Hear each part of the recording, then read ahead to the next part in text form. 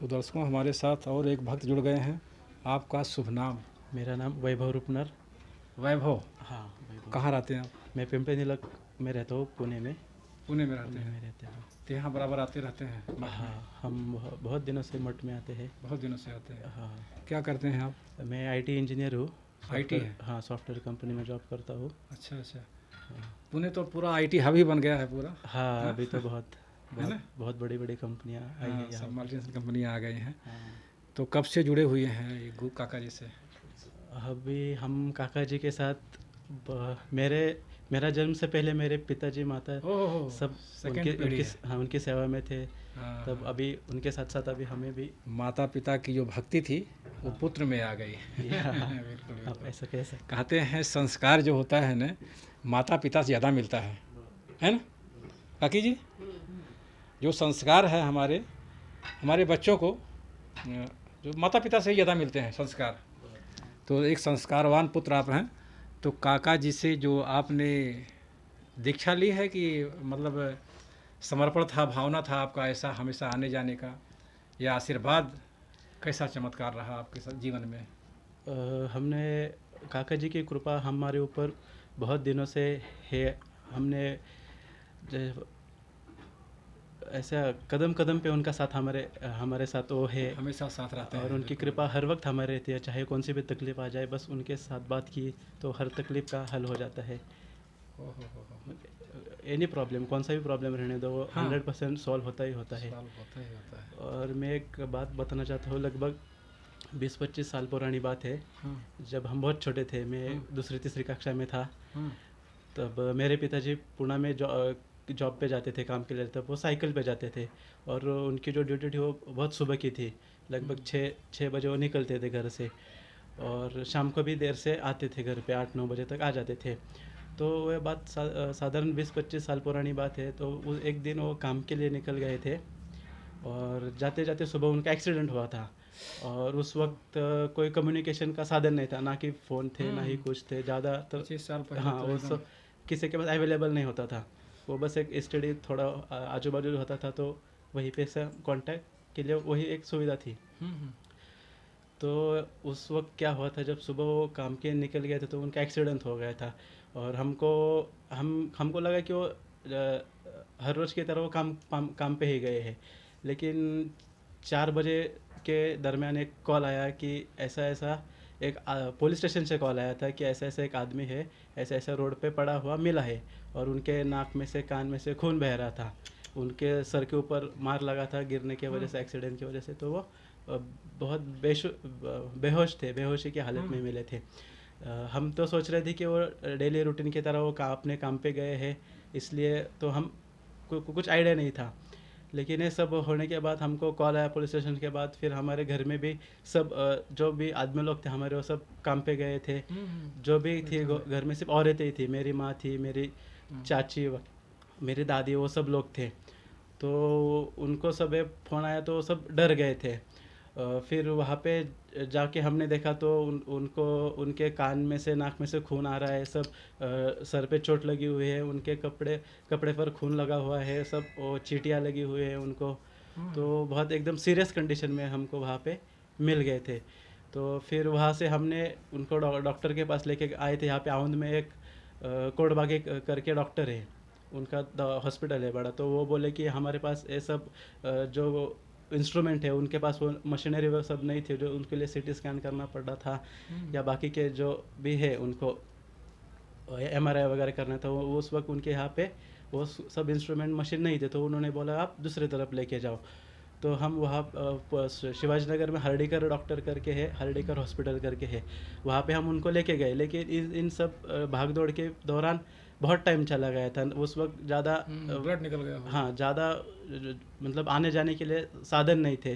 वो सिर्फ auto rickshaw वगैरह या सिर्फ जो पब्लिक व्हीकल थे वही थे, ना कि खुद का व्हीकल था, ना कुछ कुछ भी नहीं था। तो वो इन सब चक्कर में बहुत टाइम निकल गया था। रात के 7-8 बज चुके थे तब उनको हर्डीकर में लेके गए। तो उन्होंने उनको उनको एडमिट करके वो ट्रीटमेंट शुरू कर दी। लेकिन डॉक्टर ने उस वक्त हमको सीधा बोल गया था, ये आदमी कोमा में गया हुआ है, उनकी कुछ गारंटी नहीं दे सकते। 72 घंटे के अंदर अगर ये उसको होश आया तो ही हम कुछ बता सकते हैं, वरना नो गारंटी। अब ये सब बातें, सब लेडीज़ थी वो सब घबराई गई थी, तब क्या करे कुछ समझ में नहीं आ रहा था। तो उसी वक्त हम तुरंत काका जी के पास गए थे। तब उस वक्त काका जी अवध में रहते थे और उनका ऑफिस पे छूटने का टाइम वही था, 6-6:30 बजे तक वो अपने ऑफिस से घर आ जाते थे। तब उसी वक्त वो सब गई, उनको सब हकीकत बताई, ऐसा हो गया, डॉक्टर ने ऐसा बोला है कि कुछ गारंटी नहीं दे सकते, सिर्फ 72 घंटों की उन्होंने मुदत दी है, अगर हो गया तो ठीक है, नहीं तो हमें नो गारंटी, कुछ नहीं कर सकते। तो काका जी उसी वक्त तुरंत हमारे साथ फिर वो भी हॉस्पिटल में आ गए। और उस वक्त ऐसा था कि डॉक्टर ना ही पेशेंट से किसी को मिलने देते थे, ना ही कुछ देखने देते थे। वो सब बोल रहे थे वो हमारे अंडर ऑब्जर्वेशन है, एक अलग कमरे में उनको रखा हुआ था, और मिलने का तो कुछ सवाल ही नहीं होता था, उनके देखने भी नहीं देते थे जो। तब लेकिन जब काका जी गए तो उनको भी उन्होंने देखने से मना कर दिया कि आप भी नहीं देख सकते, क्योंकि वो पेशेंट बहुत क्रिटिकल कंडीशन में है, तो आप नहीं मिल सकते हो, नहीं देख सकते। तो फिर काका जी ने उनको रिक्वेस्ट की, ठीक है मैं उनसे बात नहीं करूँगा, लेकिन मुझे दूर से तो देखने दो उसको। तो फिर वो दवाखाने में रहते हैं ना, दरवाजे के ऊपर ऐसा गोल कांच रहता है, तो उन्होंने सिर्फ बाहर से देखा और डॉक्टर से पूछा क्या, मतलब उन्होंने काका जी ने पूछा कि क्या हुआ है, कैसे हुआ। तो डॉक्टर ने बोला कि वो बहुत सीरियस कंडीशन में है, उनकी कुछ गारंटी नहीं, अगर 72 घंटों के बीच वो बेहोशी से बाहर आते हैं तो कुछ कर सकते, वरना हम कुछ नहीं कर सकते। तो काका जी ने बस पिताजी की तरफ ऐसे एक नज़र से देखा उसका दरवाजे के ग्लास में से, और डॉक्टर को बोले ये सुबह 6 बजे होश में आ जाएंगे, ऐसा डॉक्टर को बोला।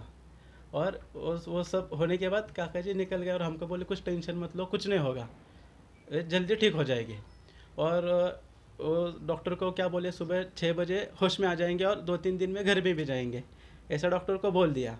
वो डॉक्टर भी हैरान हो गया कि बाबा मैं इतना एक्सपीरियंस डॉक्टर हूँ कि मेरे को मालूम है पेशेंट की क्या कंडीशन है, ये नहीं आ सकते ना क्या, 72 घंटों के अंदर तो नहीं आ सकते श्योर। तो उन्होंने उतनी मुदत दी थी, उनको टाइम स्पेन दिया था, आ गए तो ठीक है। लेकिन जैसे काका जी ने बोला था उसी वक्त मतलब उसी रात के जब सुबह हो गई तो शार्प 6 बजे पापा हमारे होश में आ गए थे और बोले थे मुझे पानी चाहिए। उन्होंने आँख भी खोली, बोले मुझे पानी चाहिए नहीं कैसा करके बोला। तो डॉक्टर को ये पता चल गया दूसरे दिन जब वो ड्यूटी पे आ गए ना, जब दूसरे डॉक्टर सुबह जो आए उसी वक्त ड्यूटी में जो रात को थे, वो उन्होंने उसके जो दूसरे डॉक्टर थे उन्होंने उनको बताया ये सुबह 6 बजे वगैरह होश में आ गए। तो वो डॉक्टर भी हैरान हो गए कि बाबा ऐसा कैसे हो सकता है, क्योंकि मैं इतना एक्सपीरियंस्ड हूँ, मुझे गारंटी थी कि बाबा इनकी सिचुएशन बहुत क्रिटिकल थी, तो उनका तो मतलब नो गारंटी बताया था। तो फिर वो डॉक्टर बोले जो आदमी कल आए थे ना रात को जिनसे मेरी बात हुई उनको अभी मेरे को मिलने का है। तो हमने काका जी को फिर एक खबर बताई कि पापा जी अभी होश में आ गए, जैसा आपने बोला था वैसा सब हो गया, तो डॉक्टर ने आपको मिलने के लिए बोला है। तो वो आ गए। तो फिर डॉक्टर ने पूछा काका जी से कि आप डॉक्टर हो क्या, आपने ऐसा कैसे शार्प नहीं कहा, ऐसे एक्यूरेट बताया, इतना शार्प कैसे बताया एक्यूरेट। तो बोले वो सब आपके समझ से बाहर है, ये जो है ना सब ईश्वरी कृपा से होता है, और आप सब मेडिकल पे भरोसा करते हो, जो आपको दिखता है वो भरोसा करते हैं, जो एक ऐसी शक्ति होती है जो आपको दिखाई नहीं देती लेकिन वो काम करती है, तो वह सब ईश्वरी कृपा से होता है। ये आपकी समझ से थोड़ा बाहर है, आप इसके ऊपर ध्यान नहीं दें तो भी अच्छा है। तो फिर काका जी ने उनको बोला था जो भी पेशेंट आए चाहे कैसा भी हो, कितनी भी क्रिटिकल अवस्था में हो, आप स्वामी जी को विनती कीजिए, स्वामी महाराज को विनती कीजिए, उनकी कृपा से सब हो जाएगा। और उनको एक बोला था कि एक फ़ोटो लगाओ आप अपने हॉस्पिटल में, तब आप आज भी जाएंगे तो आपको स्वामी जी की तस्वीर वहाँ पे है। और उसी के बाद फिर 2-3 दिन में पापा को डिस्चार्ज भी मिल गया, सब हो गया। और आज हमारे पापा जीवंत है, हमको दिख रहे, हम उनसे बात कर रहे, वो सब काका जी की वजह से, वरना हमने तो उनको खो ही दिया था 20-25 साल पे। बिल्कुल। और हम आज जो भी है, जो भी हमारी तरक्की हुई है, हम आज जिस कंडीशन में है वो सब काका जी की वजह से है। काका जी हमारे लिए भगवान ही है। तो देख सकते हैं दर्शकों, गुरु ब्रह्मा गुरु विष्णु गुरु साक्षात परब्रह्म तस्मै श्री गुरुवे नमः। हमारे बस जो भी है वो सब उनकी बदौलत है। तो देख सकते हैं दर्शकों, एक ऐसा दर्दनाक एक्सीडेंट और कोमा में पहुंच चुका व्यक्ति काका जी की एक दृष्टि मात्र से ठीक हो गए। 4-5 दिन में ही उनको डिस्चार्ज मिल गया, फिर घर पे आ- गजब, अद्भुत शक्ति, अद्भुत चमत्कार। इस चमत्कार को महेंद्र अवधपुरी करता है बार बार नमन और नमस्कार।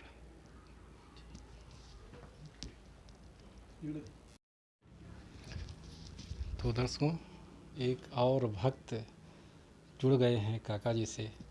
क्या नाम है आपका? हाँ, खेम बहादुर। खेम बहादुर। और आपका? खुशी। खुशी।